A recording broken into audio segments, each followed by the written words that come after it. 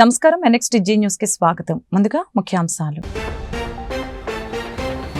పక్కాగా మహిళల భద్రతా చట్టాలు, గంజాయి నియంత్రణకి కఠిన చర్యలు ప్రకటించిన సీఎం చంద్రబాబు.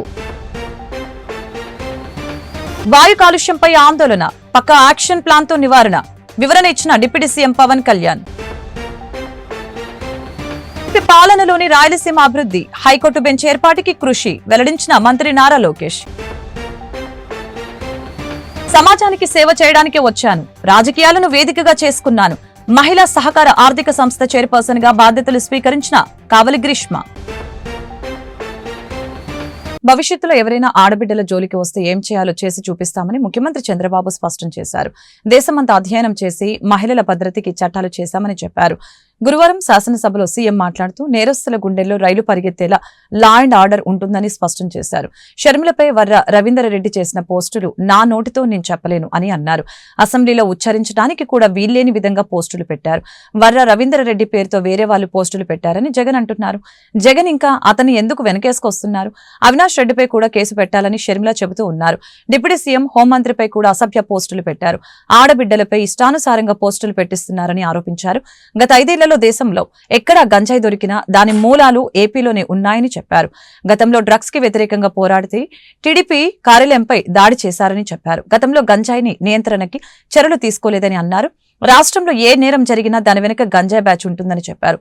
ఇకపై భూ కబ్జాలకి పాల్పడితే జైలుకేనని అన్నారు. సోషల్ మీడియాలో చూస్తే వల్గారిటీ, అది చూస్తే బాధ. ఒకరిద్దరి పైన దిశ, అందరిపైన ఇదే వార్తలు రాసే పరిస్థితికి వచ్చారు. అధ్యక్ష, ఈ రోజు మీరు చూసినప్పుడు ఓసారి ఎంత బాధ వేస్తుందంటే, ఒక బాధ్యత కలిగిన రాజకీయ నాయకుడు ఎవరైనా కావచ్చు, ఏదైనా ఒకప్పుడు నేను చూస్తే ఒక చిన్న విషయం విమర్శ వచ్చిందంటే చాలా కాన్షియస్ గా ఉండేవాడు.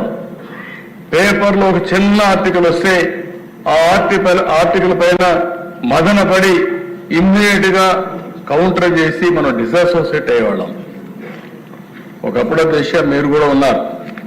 నేను తెల్లవారితో నిద్ర లేస్తే రాష్ట్రంలో అన్ని న్యూస్ పేపర్లో వచ్చే ఆర్టికల్ చూసుకొని 6 గంటలకు సమీక్ష చేసి అక్కడి నుంచి అధికార యంత్రాంగాన్ని ఉరికి తీసిన పరిస్థితి. దాంతో ఒక భయంగా ప్రతి ఒక్కరు పనిచేశారు. ఈ రోజు మనం చూస్తే సోషల్ మీడియా చూస్తే ఈ రోజు ఎవరిపైన ఏ ఆర్టికల్ వస్తుందో ఏ ఫోటో వస్తుందో చెప్పలేని పరిస్థితి. నిన్న కూడా చూస్తే ఒక మాజీ ముఖ్యమంత్రిగా పనిచేసిన వ్యక్తి ఏదైతే తన తల్లి పైన లేకుంటే సోదరి పైన ఆర్టికల్స్ పెట్టి డ్యామేజ్ చేస్తే వాళ్ళని సమర్థించే పరిస్థితికి వచ్చాడు. అంటే ఆ దిశ ఎవరైనా సరే మనం ఒక విషయం గుర్తుపెట్టుకోవాలి. ఎందుకు ఇలాంటి కఠినమైన చట్టాలు కావాలి, పోలీసు వ్యవస్థ కూడా కఠినంగా ఎందుకు యాక్ట్ చేయాలంటే ఇవన్నీ చూసినప్పుడు మనం గుర్తుపెట్టుకోవాల్సిన అవసరం ఉంది. ఒక వర్ర రవీందర్ రెడ్డి, నేను ఆ పేరు ఇక్కడ చెప్పక్కర్లేదు, కానీ నేరస్తుల పేరు కూడా చెప్పి భయపెట్టకపోతే ఇష్టానుసారంగా తయారయ్యే పరిస్థితి వస్తారు. కొన్నిసార్లు మనం కూడా చర్చించాల్సిన బాధ్యత కూడా ఉంది. అతని మీద వైఎస్ఆర్కు పుట్టిన బిడ్డ కాదు, వైఎస్ విజయమ్మ బిడ్డ మాత్రమే. ఇంకా ఉండేటిని చెప్పలేని దిశ. ఏం చెప్పాలో నాకైతే అర్థం కాదు. అది నా నోటితో నేను చెప్పే విషయాలు కాదు. ఉచ్చరించడానికి కూడా ఈ అసెంబ్లీలో మంచిది కాదు ఎలాంటి ఆర్టికల్ అధ్యక్ష. అలాంటివన్నీ నిన్న మాట్లాడుతూ టీడీపీ అధికారంలో ఉన్నప్పుడు మాత్రమే రాయలసీమ అభివృద్ధి చెందిందని మంత్రి నారా లోకేష్ తెలిపారు. కర్నూలులో హైకోర్టు బెంచ్ ఏర్పాటు చేస్తామని ఎన్నికల ముందే హామీ ఇచ్చామని అన్నారు. తీర్మానంతో పాటు వచ్చే ఏడాదిలో బెంచ్ ఏర్పాటు చేసేలా పనిచేస్తామని పేర్కొన్నారు. సాగునీటితో పాటు ఇతర ప్రాజెక్టులన్నీ టీడీపీ ప్రభుత్వ హయాంలో వచ్చాయని మంత్రి అన్నారు. చిత్తూరు, కడప కేంద్రంగా ఎలక్ట్రానిక్స్ పరిశ్రమలు వచ్చాయని చెప్పారు.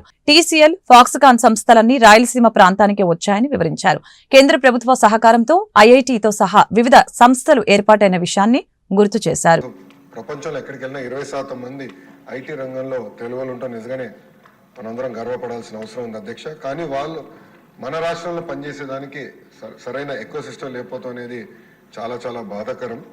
2014 నుంచి 2019 మధ్యలో ఒకసారి మనం చూస్తే అధ్యక్ష సుమారుగా 150 కంపెనీలు 50,000 మందికి ఉద్యోగాలు కల్పించడం కూడా జరిగింది అధ్యక్ష. ఈ పరిశ్రమలని ఆనాడు తీసుకొచ్చాం. అంతేకాకుండా అనేక సందర్భాల్లో కాన్క్లేవ్స్ కూడా ఏర్పాటు చేసి వైజాగ్ను ఒక ఫోకస్ ఏరియాగా తీర్చిదిద్దడం జరిగింది. ముందు చూపుతో డేటా సెంటర్ పాలసీ ఆనాడు తీసుకొచ్చి అదానితో కూడా ఒప్పందం కుదుర్చుకుని వాళ్ళు కూడా ఆనాడు భూములు కేటాయిస్తాం జరిగింది, శంకుస్థాపన చేస్తాం జరిగింది. కానీ అది ఆగిపోతాం జరిగింది అధ్యక్ష. 2019 నుంచి 24 చూస్తే అధ్యక్ష ఎలాంటి యాక్షన్ లేదు, ఒక్క కాన్క్లేవ్ జరగలేదు, ఒక్క పరిశ్రమ రాలేదు అధ్యక్ష. ఒక మంత్రిని బాధాకరమైన పరిస్థితి ఏంటంటే ఆనాడు ఒక మంత్రిని అడిగారు అధ్యక్ష, ఆ రేస్ ఏదో హైదరాబాద్లో జరుగుతుంటే ఇది మీరు ఎప్పుడు తీసుకొస్తారు ఆంధ్ర రాష్ట్రానికంటే కోడి ఇంకా గుడ్డు పెట్టలేదు, లేదంటే గుడ్డు కోడి పెట్టలేదు ఏదో చెప్పాడు అధ్యక్ష. అది దేవుడి తెలియాలి ఏం చెప్పాడు.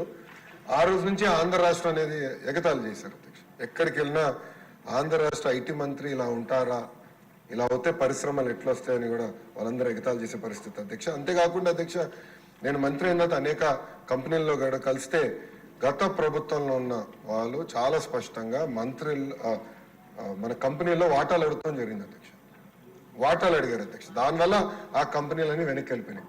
అంటే ఐటీ కంపెనీల్లో కూడా వాటాలు అడిగే పరిస్థితికి వీళ్ళు వచ్చారు అధ్యక్ష. ఇంకేం చెప్పాలి అధ్యక్ష. ఇంతేకాకుండా పెద్దలు అన్నట్టు నిక్సీ కూడా నాడు పట్టించుకోలేదు, ఎస్టీపీఐకి ఇవ్వాల్సిన భూములు కేటాయించలేదు. ఇంకా మిలేనియం టవర్ ఫేజ్ 2 వచ్చే గల అక్కడ మన సచివాలయం పెడతామని మొత్తం డ్రామా నడిపించారు అధ్యక్ష. సచివాలయం పెట్టలేదు, అలానే ఐటీ కంపెనీలు కూడా అది కేటాయించలేదు అధ్యక్ష. దానివల్ల ఆంధ్ర రాష్ట్ర యువకులు చాలా చాలా నష్టపోతాం జరిగింది అధ్యక్ష. ఎన్డీఏ ప్రభుత్వం ఏర్పడి కరెక్ట్గా 5 నెలలు అయింది అధ్యక్ష. 5 నెలల్లో నేను ప్రధానంగా చేసింది ఏంటంటే ఉన్న ఐటీ కంపెనీలు అందరితో నేను మాట్లాడటం జరిగింది అధ్యక్ష. అంటే ఆంధ్ర రాష్ట్రంలో ఉన్న ఐటీ కంపెనీలు అందరితో 1-on-1 మీటింగ్ పెట్టాను. చిన్న కంపెనీలు అయితే వైజాగ్లోనే నేను ఐటీ సార్ నాయకత్వంలో, ఐటీ సార్ కాదు మన ఐటాప్ నాయకత్వంలో నేను సమావేశం కూడా ఏర్పాటు చేసుకుని అక్కడ వాళ్ళు ఎదుర్కొన్న సమస్యలు ఏంటి, ఇంకేం చేస్తే బాగుంటుందని కూడా వాళ్ళతో సుదీర్ఘంగా చర్చిస్తాం జరిగింది అధ్యక్ష. ఇప్పుడే పెద్దలు గంటా శ్రీనివాసరావు గారు చెప్పినట్లు టీసీఎస్ ఆల్రెడీ కమిట్ అయింది. టీసీఎస్ అనేది వస్తుంది, దాంట్లో ఎలాంటి సందేహం లేదు. విశాఖ తీరంలో వాయు కాలుష్య స్థాయి 7 రెట్లు పెరిగిందని డిప్యూటీ సీఎం పవన్ కళ్యాణ్ తెలిపారు. విశాఖ తీరంలో వాయు కాలుష్యంపై శాసన మండలిలో ప్రశ్నోత్తరాలు నిర్వహించారు. సభ్యులు అడిగిన ప్రశ్నలకి ఉప ముఖ్యమంత్రి పవన్ కళ్యాణ్ సమాధానం ఇచ్చారు. వాయు కాలుష్యం జరగకుండా పరిస్థితి మెరుగుకి చర్యలు చేపట్టామని అన్నారు. పారిశ్రామిక వృద్ధికి ప్రోత్సాహం అందిస్తున్నట్లు చెప్పారు. విశాఖలో భారీ పెట్టుబడుల ఆకర్షణపై ప్రభుత్వం దృష్టి సారించిందని పేర్కొన్నారు.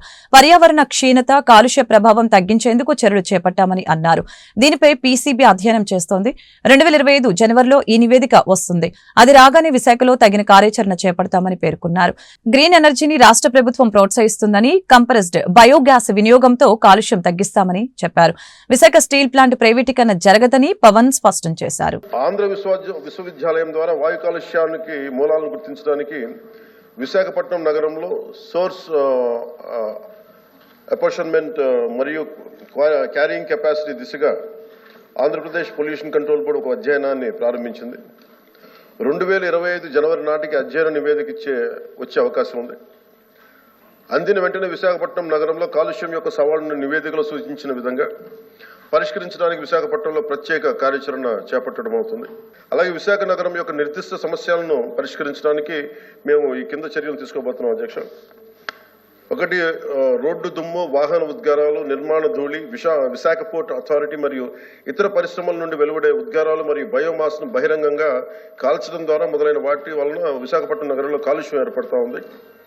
కాలుష్యానికి దోహదపడే ప్రధాన కారకాలు నిరోధించడానికి రాష్ట్ర స్థాయి మరియు జిల్లా స్థాయి కమిటీల ద్వారా నేషనల్ క్లీనర్ ప్రోగ్రాం కింద సిపిసిబి ఆమోదించిన కార్యాచరణ ప్రణాళికను అమలు చేయడానికి పరిశ్రమలు, పురపాలక మరియు పట్టణాభివృద్ధి, రవాణా, వ్యవసాయం మరియు పర్యావరణం, అడవులు, సైన్స్ అండ్ టెక్నాలజీ వంటి భాగస్వామ్య విభాగాలతోటి సమన్వయం చేసుకోవడం అవుతుంది. అలాగే భాగస్వాములు, స్వచ్ఛంద సంస్థలు, విద్యావేత్తలు, పర్యావరణ కార్యకర్తలు మరియు శాస్త్రవేత్తలతో సంప్రదింపులు జరిపి కమ్యూనిటీ సహాయంతో స్థానిక పరిష్కారాన్ని కనుగొంటాం. వాయు కాలుష్యాన్ని తగ్గించడానికి గ్రేటర్ విశాఖ మున్సిపల్ కార్పొరేషన్ 22 నుంచి 24 వరకు 19.15 కోట్లు ఖర్చు చేసింది. ఎన్సీఏపీ కింద కేంద్ర ప్రభుత్వం 129.25 కోట్లు విడుదల చేసిన గత ప్రభుత్వం నిధులు విడుదల చేయకపోవడంతో కాలుష్య నివారణలో పురోగతి కొంచెం మందగించింది. అయితే ఈ అవసరాన్ని బట్టి ఈ ప్రభుత్వం నిధులు విడుదల చేయడం జరుగుతుందని తెలియజేస్తాను. విశాఖపట్నం ఈ ఇండస్ట్రియల్ క్యాపిటల్ మనకి రాష్ట్రానికి. దీంట్లో ప్రత్యేకించి విశాఖపట్నం ఈశాన్య తీరంలో యారాడు కొండలు, సింహాచలం కొండలు, కైలాసగిరి కొండలు మధ్యలో ఉన్నాయి అధ్యక్ష. ఇది విశాఖపట్నం. సో దీని స్థలాకృతి లక్షణం కారణంగా తరచుగా దీన్ని ఒక బౌల్ ఏరియా అని పిలుస్తారు. ఈ కొండల కారణంగా శీతాకాలంలో ఉష్ణోగ్రతలు తక్కువగా ఉండటం, పరిశ్రమల నుంచి ఉత్పన్నమయ్యే వాయు కాలుష్య కారకాలు వాతావరణంలో వ్యాపించకుండా భూమి ఉపరితలం పైన ఉండిపోతున్నాయి. గత కొన్ని దశాబ్దాలుగా ఈ విశాఖపట్నం గణనీయమైన పారిశ్రామిక అభివృద్ధిని చవిచూస్తుంది. ఇది పర్యావరణ మరియు కాలుష్య సమస్యలకి దారితీస్తుంది.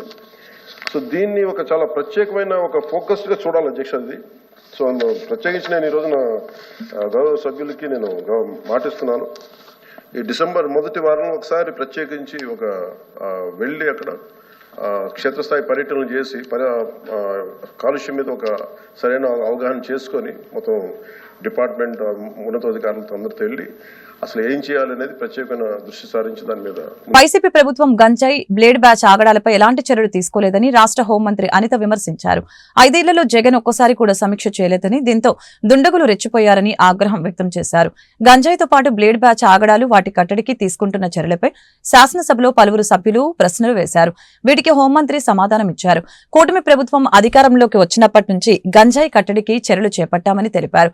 ప్రత్యేక టాస్క్ ఫోర్సు సబ్ కమిటీ ఏర్పాటు చేశామని అన్నారు. వచ్చిన వెంటనే గాంజాయి మీద ఉక్కుపాదం మోపాలి అన్న ఒక థియరిటికల్ గా మనందరం కూడా వెళ్ళడం జరిగింది అధ్యక్ష. దీనిలో భాగంగానే చూస్తే నిజంగా సభ్యులు అన్నట్టుగా ఈ రోజు గాంజాయి అనేది ఎలా అయిపోయిందంటే ఎక్కడో ఏజెన్సీ ఏరియాలో పండే గాంజా కాస్త ఈ రోజు స్కూల్ బ్యాగ్స్ లోకి వచ్చే పరిస్థితి వచ్చింది అధ్యక్ష. స్కూల్లో పిల్లలు కూడా గాంజాయి తీసుకునే పరిస్థితులకు వచ్చేసారు. అంటే లాస్ట్ 5 సంవత్సరాలు ఇందాక సభ్యులు మన వాసు గారు మాట్లాడినప్పుడు కనీసం గాంజాయి మీద కానీ గాంజా బ్యాచ్ గురించి కానీ బ్లేడ్ బ్యాచ్ గురించి కానీ దౌర్భాగ్యం ఏంటంటే ఒక సీఎం స్థాయిలో ఉన్న వ్యక్తి ఏ రోజు కూడా ఒక రివ్యూ తీసుకోకపోవడం, ఒక ఇన్ఫర్మేషన్ కనీసం తెప్పించుకోకపోవడం అధ్యక్ష. దీని పర్యవసానం ఏదంటే 5 సంవత్సరాలు దీన్ని క్యారీ ఫార్వర్డ్ చేసుకొని ఈ రోజు ఇంతవరకు రావడం జరిగింది అధ్యక్ష.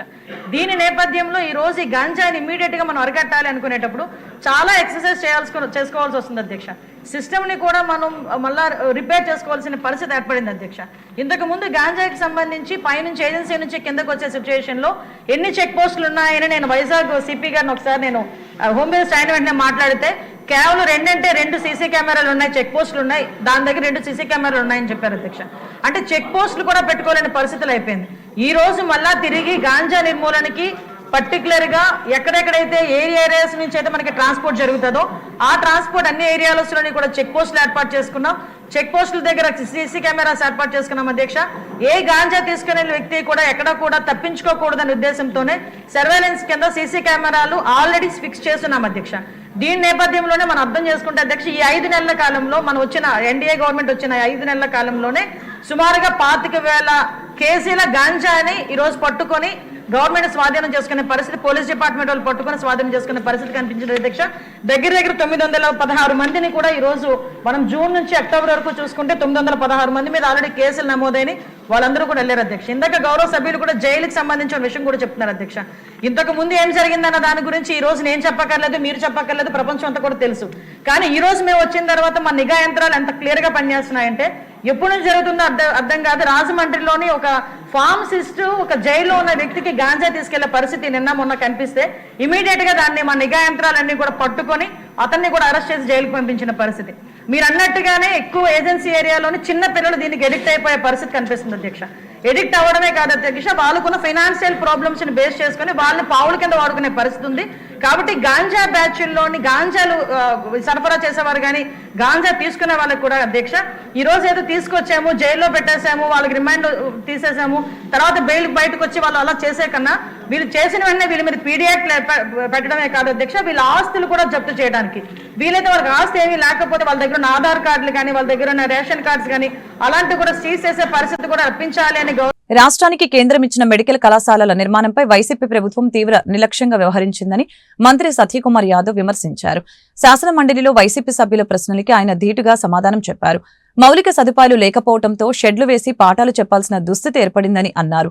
మెడికల్ కళాశాలలో బోధనా సిబ్బంది నియామకానికి గత ప్రభుత్వం చర్యలు తీసుకోలేదని పేర్కొన్నారు. కేంద్రం ఇచ్చిన 198 కోట్ల నిధుల్ని గత ప్రభుత్వం దారి మళ్లించిందని చెప్పారు. వైద్య కళాశాలల నిర్మాణానికి 8,400 కోట్లు ఖర్చు పెట్టాల్సి ఉండగా 1,400 కోట్లు ఖర్చు పెట్టారని చెప్పారు. మెడికల్ కళాశాలలో సెల్ఫ్ ఫైనాన్స్ స్కీమ్ తెచ్చిందే వైసీపీ ప్రభుత్వం అని విమర్శించారు. వైద్య విద్య చదవాలనుకునే పేద పిల్లల కళని వైసీపీ ప్రభుత్వం ఛిద్రం చేసిందని అన్నారు. చౌచూహా కాకే బిల్లి హజ్ నికలా అని 100 ఎలకలు తిన్న బిల్లి ప్రాయచిత్తం కోసం హజ్జుకు పోయినాడు అధ్యక్ష. విధ్వంసం సృష్టించి 8,540 కోట్లు ఖర్చు పెట్టాల్సి ఉంటే కేవలం 1,400 కోట్లు మాత్రమే ఖర్చు పెట్టి ఈ రాష్ట్రంలో వైద్య విద్య చదవాలనుకున్న పేద కళలను ఛిద్రం చేసిన వాళ్ళు ఇవాళ మళ్ళీ అడుగుతున్నారు అధ్యక్ష. అధ్యక్ష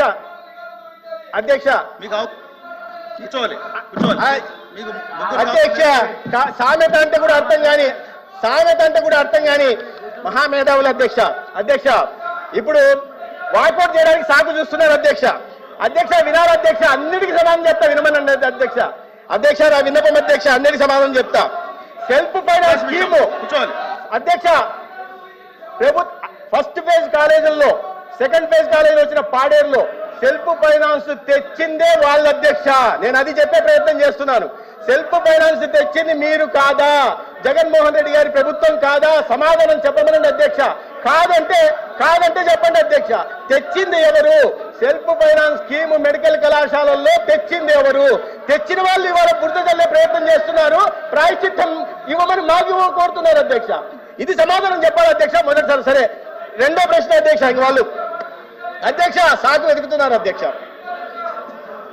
వాకౌట్కి నేను ముందే విన్నవించాను అధ్యక్ష, వాకౌట్ కోసం అధ్యక్ష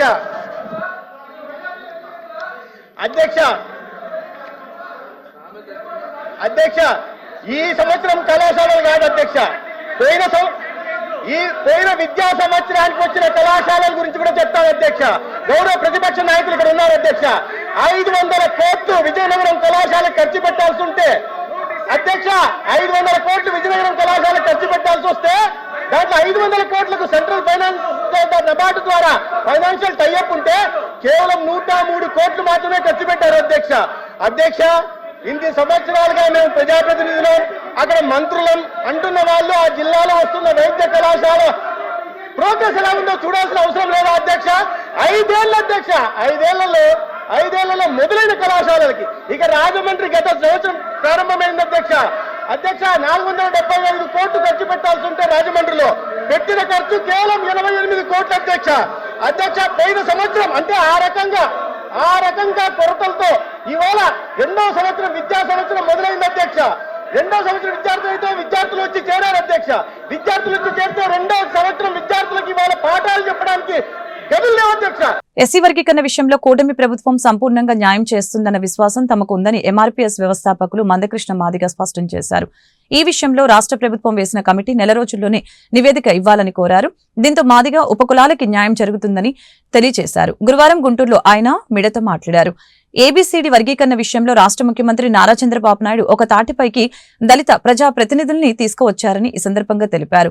అయితే ఏబీసీడీ వర్గీకరణ విషయంలో లోతైన అధ్యయనం జరగాలని, అది మాల మాదిగ ఉపకులాలకు న్యాయం జరిగేలా ఉండాలని, అన్యాయం జరిగేలా ఉండకూడదని స్పష్టం చేశారు. ఎస్సీ రిజర్వేషన్ల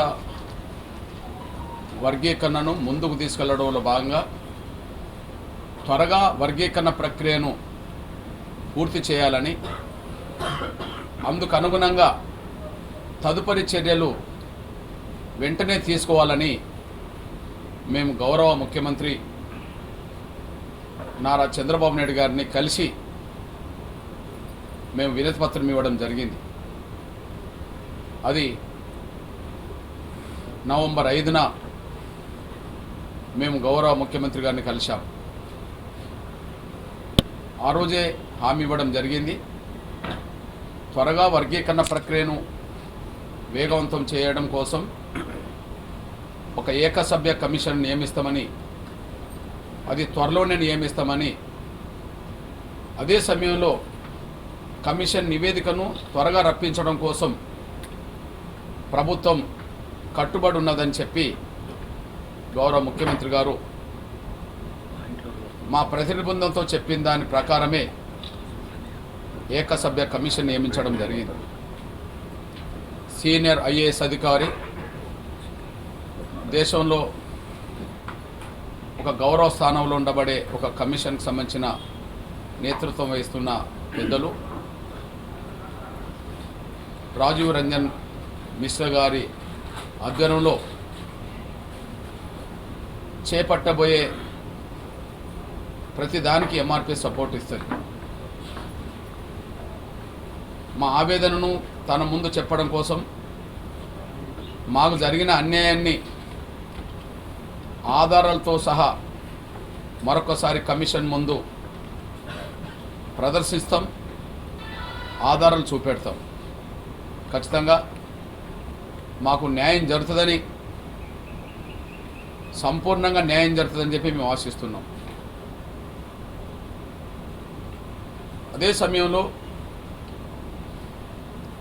ఇటు ప్రభుత్వానికి అంటే గౌరవ ముఖ్యమంత్రి నారా చంద్రబాబు నాయుడు గారికి కమిషన్ ఏకసభ్య కమిషన్ చైర్మన్గా నియమించబడ్డ గౌరవ రిటైర్డ్ ఐఏఎస్ అధికారి రాజీవ్ రంజన్ మిశ్రా గారికి మా వైపు నుంచి ముందుగా ఒక అప్పీల్ చేస్తున్నాం.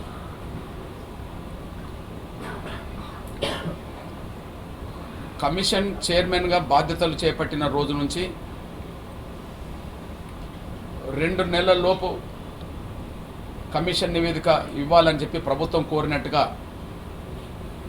మీడియా ద్వారా చూశాం. మహిళలు పిల్లలకి సేవ చేసేందుకు రాజకీయాలకు వచ్చానని ఆంధ్రప్రదేశ్ మహిళా సాధికార ఆర్థిక సంస్థ చైర్పర్సన్ కావలి గ్రీష్మ పేర్కొన్నారు. గురువారం జిల్లా ప్రజా పరిషత్ కార్యాలయం సమీపంలోని మహిళా ప్రాంగణంలో ఆంధ్రప్రదేశ్ మహిళా సహకార ఆర్థిక సంస్థ చైర్పర్సన్ గా కావలి గ్రీష్మ పదవి బాధ్యతలు స్వీకరించారు.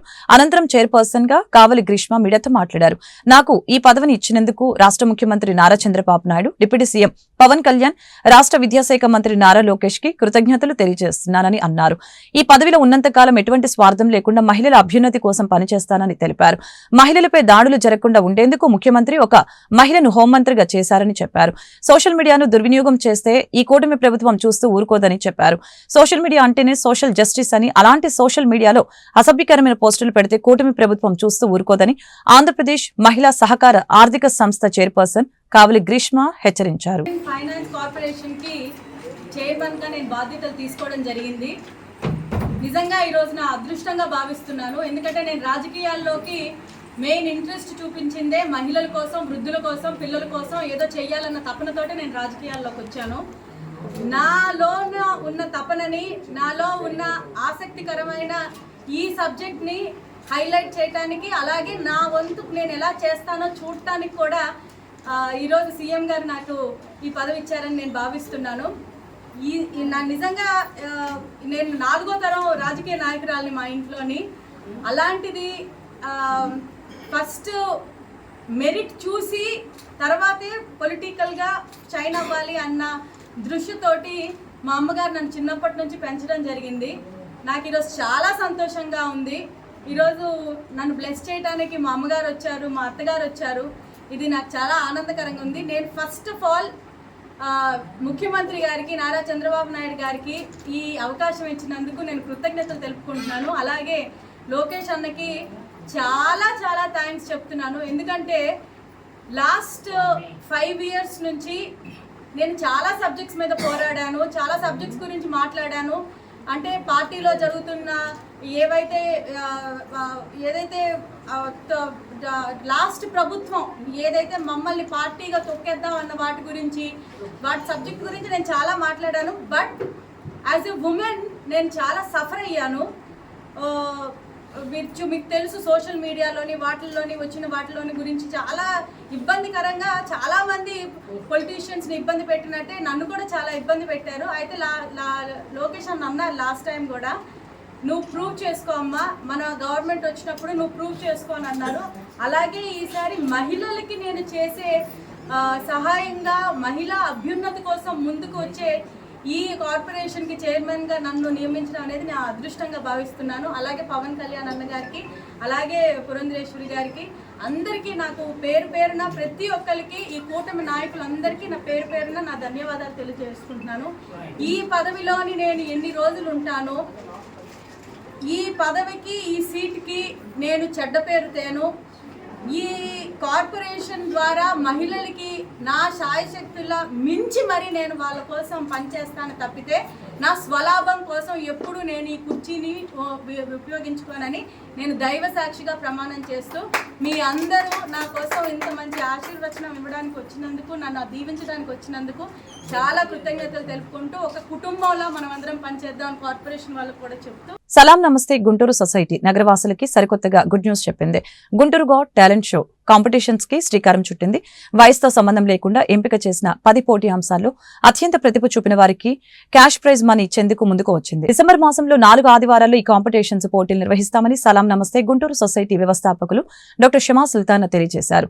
గుంటూరు పొన్నూరు రోడ్లోని కన్వెన్షన్ హాల్లో ఏర్పాటు చేసిన మీడియా సమావేశంలో Guntur got talent show brochure ఆవిష్కరణ కార్యక్రమం గురువారం ఆడంబరంగా జరిగింది. ఈ సందర్భంగా డాక్టర్ షమా సుల్తానా మాట్లాడారు. గుంటూరు నగరంలో ఆహ్లాదకరమైన వాతావరణంలో ఉత్సాహభరితంగా సాగేలా వైవిధ్యంతో కూడిన వినూత్న కార్యక్రమాన్ని రూపొందించామని చెప్పారు. Guntur got talent show competitions ద్వారా ప్రతి ఒక్కరిలో దాగి ఉన్న ప్రతిభ వెలుగులోకి వస్తుందని చెప్పారు. ఈ కాంపిటీషన్ రిజిస్ట్రేషన్ ఫీజు 500 రూపాయలుగా నిర్ధారించామని అన్నారు. ఆన్లైన్ ద్వారా దరఖాస్తులు స్వీకరిస్తామని చెప్పారు. ప్రతి కేటగిరీలో 5 విభాగాలు ఉంటాయని, జడ్జిలు విన్నర్స్ ని సెలెక్ట్ చేస్తారని వెల్లడించారు. విజేతలకు అందించే బహుమతుల వివరాలు, పోటీ విభాగ అంశాలని, పోటీ నిర్వహణ గురించి డాక్టర్ షమా సుల్తానా వివరించారు.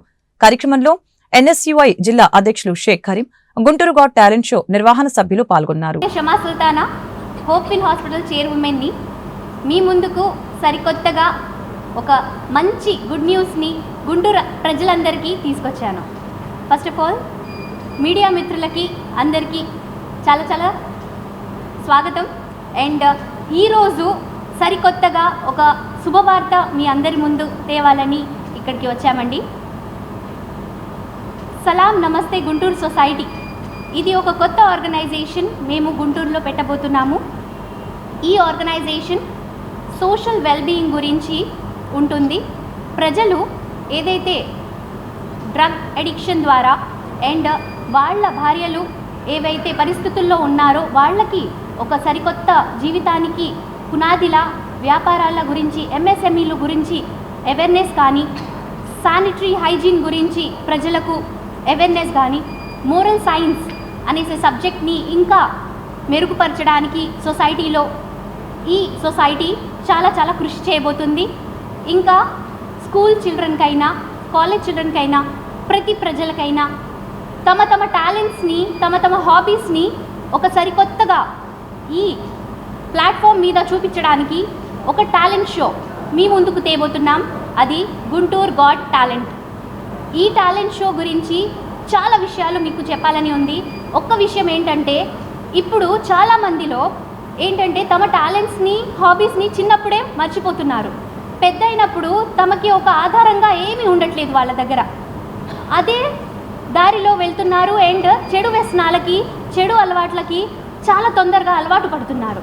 అలా కాకుండా వాళ్ళ మైండ్ సెట్లో ఒక కాన్ఫిడెన్స్లా వాళ్ళకి టాలెంట్స్, హాబీస్ అనేది వాళ్ళకి పట్టుదలగా ఉంటే కంపల్సరీగా ఈ చెడు దారిలో, చెడు వ్యసనాల్లో, చెడు ఎవరైతే మిత్రులు ఉంటారో వాళ్ళ మాటలు వినకుండా అది ఒక మనస్థైర్యం లాగా వాళ్ళకి తోడ్పడతాయని ఆశిస్తున్నాను. ఈ గుంటూరు గాట్ టాలెంట్ గురించి మీకు వివరాలు చెప్తానండి.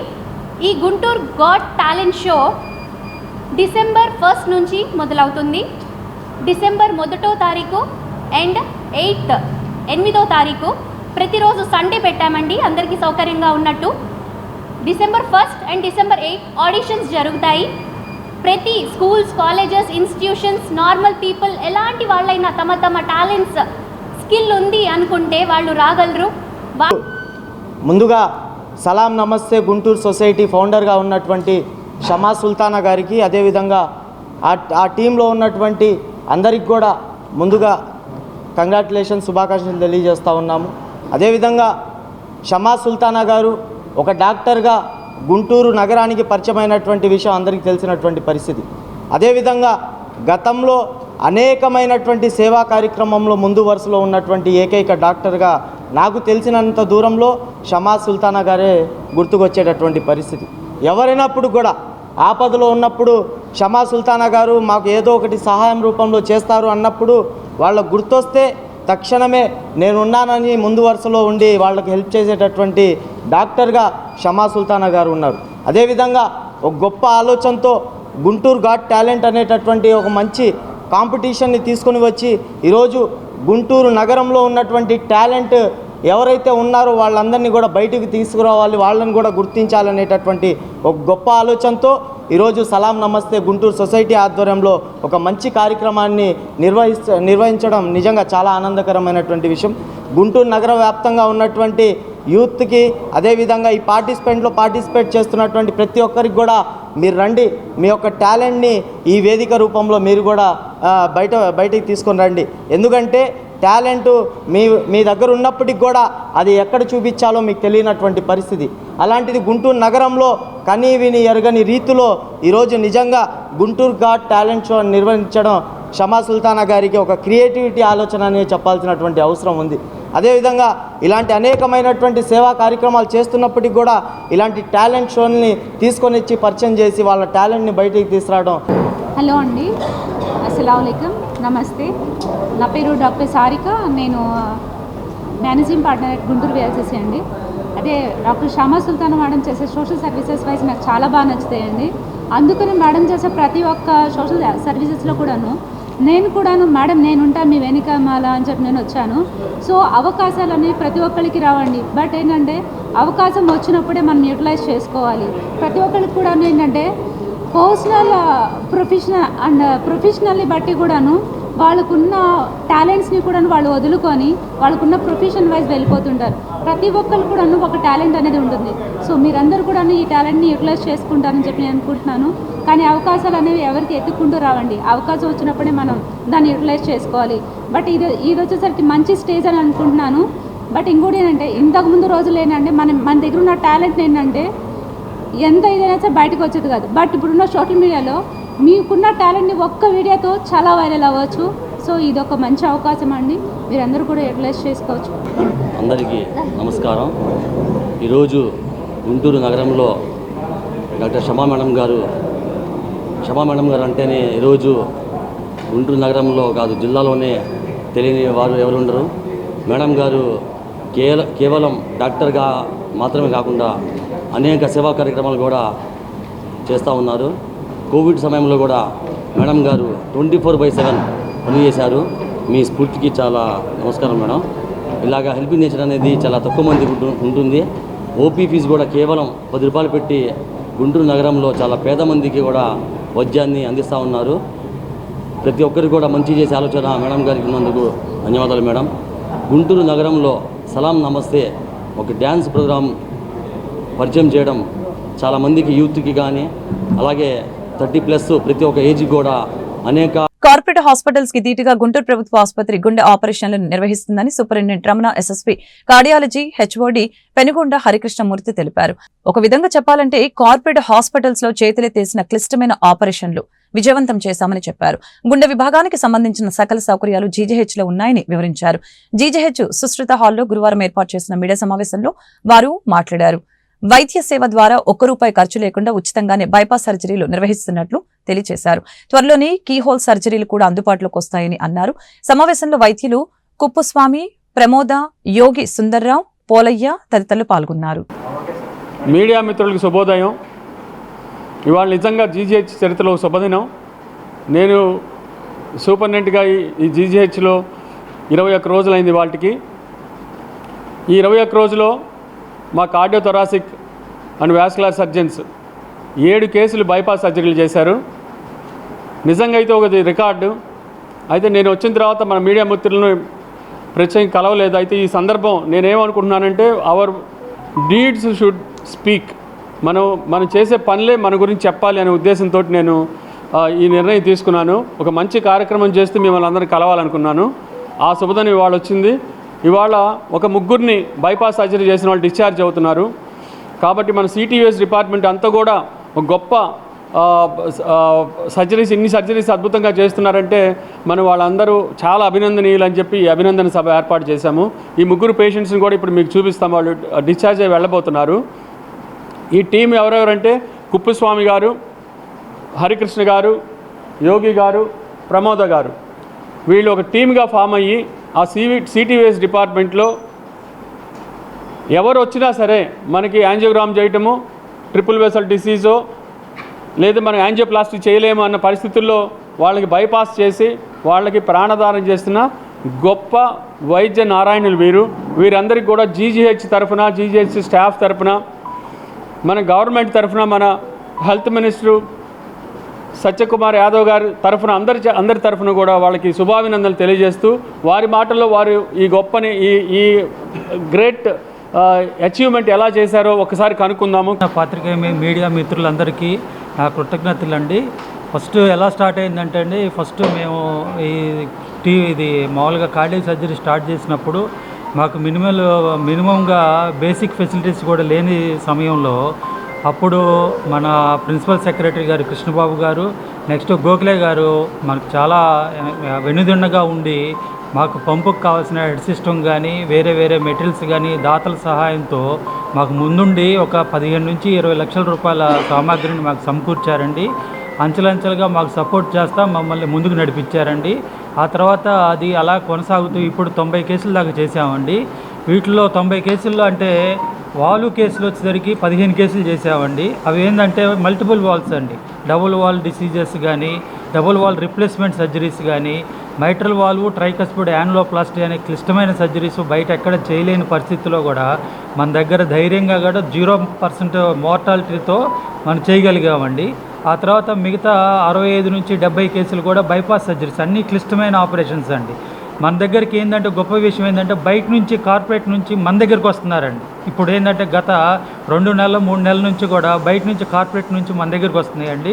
ఎందుకంటే మన దగ్గర ఓటీ సిస్టర్స్ కానివ్వండి, ఐసీయూ సిస్టర్స్ కానీ, వార్డ్ సిస్టర్స్ కానీ కార్పొరేట్ స్థాయిని మించి మన వైద్యం ఉందండి. కావాలంటే మీరందరూ కూడా ఒకసారి టైం ఉన్నప్పుడు వచ్చి మా యొక్క గవర్నమెంట్ హాస్పిటల్లో మా యొక్క సిటీవీఎస్ వార్డుని కానీ ఐసీయూ కానీ సందర్శించాల్సిందిగా కోరుతున్నామండి. మావి కూడా స్టాండర్డ్స్ ఎలా ఉన్నాయంటే అండి అసలుకి బయట కార్పొరేట్ కన్నా మించి ఉన్నాయండి. మందుల విషయంలో కానీ ఏ విషయంలో కానీ. మళ్ళీ సార్ వచ్చిన తర్వాత 21 రోజుల్లో మాకు కావాల్సిన ఎనస్థీషియా డ్రగ్స్ కొన్ని ప్రాబ్లమ్స్ వల్ల ఆగిపోతే సారు ముందుండండి 2 గంటలు శ్రమించి కావాల్సిన డ్రగ్స్ అన్నీ కూడా ఒక 2-3 గంటల్లోనే తెప్పించారండి. మీకేం కావాలంటే అదని చెప్పి మాకు వెన్నుదండగా ఉండి మా అందరికీ బాగా హెల్ప్ఫుల్గా ఉండి మమ్మల్ని ఇంకా ముందుకు నడిపిస్తున్నారండి. ఆయనకు కూడా మీ కృతజ్ఞతలు. అందరికీ నమస్తే. అందరికీ తెలిసిందే ఆపరేషన్ అంటే మామూలుగా చాలా భయము, ప్రాణం ఎలా ఉంటుంది ఆపరేషన్ అప్పుడు, ఆపరేషన్ అయిన తర్వాత ఇబ్బంది ఏంటి అని ఉంటుంది. దానికి సర్జన్స్ యానెస్థీషియా వాళ్ళు ఇద్దరు కలిసి ఆపరేషన్ చేయడం చక్కగా సర్జన్స్ చేస్తూ ఉంటారు. పేషెంట్కి ప్రాణానికి అతనికి ఏమి నొప్పి లేకుండా అతను జాగ్రత్తగా చూసుకుంటూ బయట తీసుకురావాలి. ఇదంతా టీం వర్క్. ఈ కార్డియోథొరాసిక్ డిపార్ట్మెంట్లో హార్ట్కి ఆపరేషన్లో సర్జన్స్ హరికృష్ణ గారు కానీ మిగిలిన డాక్టర్స్ సూపరింటెండెంట్ గారి ఆధ్వర్యంలో ఆయనకు సహాయంతో మా యానెస్థీషియా వాళ్ళు అందరం కలిసి పేషెంట్లకి ఆపరేషన్ చక్కగా చేస్తూ వాళ్ళ ప్రాణాన్ని చక్కగా కాపాడుతూ పంపిస్తున్నాం ఇప్పుడు దాకా. ఇక ముందు కూడా మేము ఇంకా బాగా చేయాలి. చేసిన పాత్రికేయులు మరియు మా తోటి సహచర డాక్టర్లు మరియు పేషెంట్లకి హృదయపూర్వక నమస్కారాలు. నేను ఇక్కడ హెచ్ఓడిగా పదవి బాధ్యత 5 నెలలైంది ఇక్కడికి రావడము. నేను వచ్చినప్పటి నుంచి ఇప్పటి వరకు మొత్తం 90 సర్జరీలు, ఓపెన్ హార్ట్ సర్జరీలు, అనేక రకాల బీటింగ్ హార్ట్ సర్జరీసు, సిఏబీజీలు, mitral valve replacements, double valve replacements అన్నీ కూడా విజయవంతంగా నిర్వహించబడుతున్నాయి. ఈ విజయానికి ముఖ్య కారణము మెయిన్గా మా టీంలో నేను మరియు నా తోటి సహచర డాక్టర్లు కుప్పస్వామి గారు, యోగి, ప్రమోద మరియు మాకు సహకరిస్తున్న మత్తు డాక్టర్ పోలయ్య సారు మరియు రామరాజ్ సారు, స్వర్ణలత గారు, ఎమీమా మేడము, ప్రవీణ్ గారు, వీరందరి సహకారంతో మేము ఈ ఆపరేషన్లు అన్నీ కూడా కార్పొరేట్ హాస్పిటల్కి ధీటుగా విజయవంతంగా చేసి అందరినీ డిశ్చార్జ్ చేస్తున్నాం. ఇప్పటి వరకు 90 సర్జరీలు చేస్తే ఇంతవరకు ఒక్క ఆపరేషన్ మాత్రమే ఫెయిల్ అయింది, మిగతా అన్నీ కూడా సక్సెస్ అయింది. కాబట్టి దీనికి ఈ విజయానికి కారణం మా డాక్టర్లతో పాటు ఐసీయూలో వెల్ ట్రైన్డ్ నర్సింగ్ సిబ్బంది ఉన్నారు. ఐసీయూ వాళ్ళు కానీ ఓటీ వాళ్ళు కూడా వెల్ ట్రైన్డ్ ఓటీ నర్సులు ఉన్నారు. తర్వాత వార్డ్ బాయ్లు, తర్వాత పర్ఫ్యూషనిస్ట్ టీము ఇంతకుముందు మేము మా పర్ఫ్యూషనిస్ట్ టీం లేనప్పుడు బయట వాళ్ళని, కార్పొరేట్ వాళ్ళని వాళ్ళ సహాయంతో చేసేవాళ్ళం. ఇప్పుడు మా హాస్పిటల్లోనే మా పర్ఫ్యూషనిస్ట్ టీమే ట్రైన్ అయిపోయి వాళ్ళ సహకారంతో కూడా ఈ ఆపరేషన్లన్నీ కూడా విజయవంతంగా నిర్వహిస్తున్నాం. తర్వాత మా ఓపీ సేవలు 20 నంబర్లో ప్రతి సోమవారము శుక్రవారము అందుబాటులో ఉంటుంది. తర్వాత మరి వార్డు వచ్చి ఐపీ నంబర్ వచ్చి 257 నంబరు. ఎప్పుడు వచ్చినా కూడా ఏ ఎమర్జెన్సీ అయినా కూడా వస్తే అక్కడ ఎండ్లవేళ అందుబాటులో 9 నుంచి 4 వరకు అందుబాటులో ఉండి ఏదైనా ఎమర్జెన్సీ ఆపరేషన్లు అయితే కూడా నిర్వహిస్తాము. తర్వాత ముఖ్యంగా మాకు కేసులన్నీ కూడా కార్డియాలజీ విభాగం నుంచి రెఫరల్ వస్తున్నాయి. ఆ కార్డియాలజీ వాళ్ళు మా మీద నమ్మకం పెట్టుకొని మాకు కేసులు పంపిస్తున్న కార్డియాలజీ విభాగపతి శ్రీకాంత్ డాక్టర్ కూడా ధన్యవాదాలు. గుంటూరు నగర మేయర్ పదవికి కావటి శివనాగ మనోహర్ నాయుడు రాజీనామా చేయాలని 35వ division TDP corporator Eranti Varaprasad demand చేశారు. నారా చంద్రబాబు నాయుడు అరెస్టు సమయంలో గుంటూరు నగర మేయర్ మాట్లాడిన భాషపై హైకోర్టు ఆక్షేపించిన నేపథ్యంలో దానికి నైతిక బాధ్యత వహించి మనోహర్ నాయుడు మేయర్ పదవికి రాజీనామా చేయాలని చెప్పారు. అంతేకాకుండా పవన్ కళ్యాణ్ నారా లోకేష్ కి ఆయన బహిరంగంగా బేషరతుగా క్షమాపణ చెప్పాలని అన్నారు. గురువారం గుంటూరు పట్టాభిపురంలోని 35వ డివిజన్ టీడీపీ కార్యాలయంలో ఏర్పాటు చేసిన మీడియా సమావేశంలో ఈరంటి వరప్రసాద్ మాట్లాడారు. నగర ప్రథమ పౌరుడిగా మనోహర్ నాయుడు చేసిన అనుచిత వ్యాఖ్యలు నగరవాసుల్ని అవమానపరిచేలా ఉన్నాయని చెప్పారు. మనోహర్ నాయుడుపై హైకోర్టు ఆగ్రహం వ్యక్తం చేసిన నేపథ్యంలో మేయర్ పదవికి ఆయన అనర్హుడని నగరవాసులు భావిస్తున్నట్లు తెలియజేశారు. ఒక బాధ్యత కలిగిన పౌరుడిగా మేయర్ పదవికి ఆయన రాజీనామా చేసి హైకోర్టు చెప్పిన విధంగా తాను చేసిన వ్యాఖ్యలపై వివరణ ఇవ్వాలని అన్నారు. ఆయన మేయర్గా కొనసాగే అర్హత లేదని తెలియజేశారు. అందరికీ నమస్కారం. నా పేరు ఈరంటి వరప్రసాద్ అండి. అందరూ సిటీ బస్ బాబా అంటారు. నేను 35వ డివిజన్ కార్పొరేటర్ తెలుగుదేశం పార్టీ. నిన్నటి రోజున రాష్ట్ర హైకోర్టు గుంటూరు మేయర్ పైన తీవ్ర ఆగ్రహం వ్యక్తం చేసి వారికి నోటీస్ ఇచ్చి విచారణ చేయమని చెప్పి ఆదేశాలు ఇచ్చింది.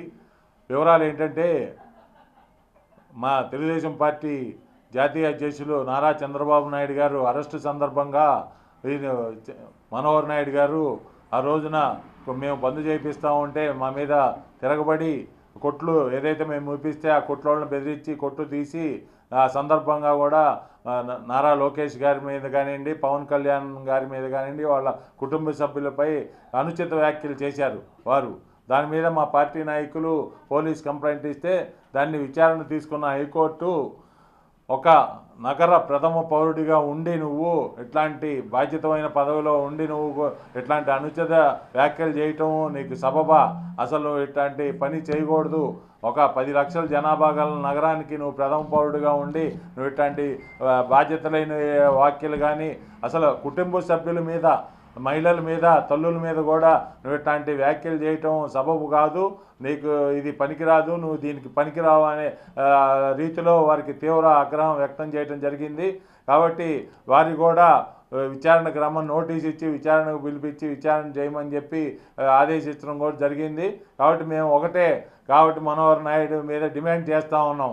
హైకోర్టు ఇచ్చిన తీర్పు కానీ, లేకపోతే నువ్వు బాధ్యత గల ప్రథమ పౌరుడిగా ఉండి ఇట్లాంటి వ్యాఖ్యలు చేసినందుకు కానీ తక్షణం నువ్వు ముందు వారికి బేషరతుగా క్షమాపణ చెప్పాలి. అట్లాగే నువ్వు నగర పౌరుడిగా ఉండటానికి వీల్లేదని నగర ప్రజలందరూ కూడా అసహించుకుంటున్నారు. ఒక పౌరుడిగా ఉండి మన తరపున ప్రతినిధిగా ఉండి నువ్వు ఇట్లాంటి మహిళల్ని కించపరిచే విధంగా, అట్లాగే తల్లులు కానీ వాళ్ళు కించపరిచే విధంగా మాట్లాడటం ఈ ఇతనా మేయర్ అని చెప్పి అందరూ కూడా విచారిస్తున్నారు. కాబట్టి నువ్వు వెంటనే మేయర్ పదవికి రాజీనామా చేయాలి. ఎందుకంటే రేపు నువ్వు విచారణకు పిలిచి నీకు నోటీస్ ఇచ్చి తర్వాత అరెస్టు చేస్తే నగర ప్రజల పరువు అంతా కూడా పోతుందని చెప్పి వాళ్ళు ఆందోళన వ్యక్తం చేస్తున్నారు. కాబట్టి నువ్వు తక్షణమే నీ పదవికి రాజీనామా చేయాలని చెప్పి నేను డిమాండ్ చేస్తూ ఉన్నాను.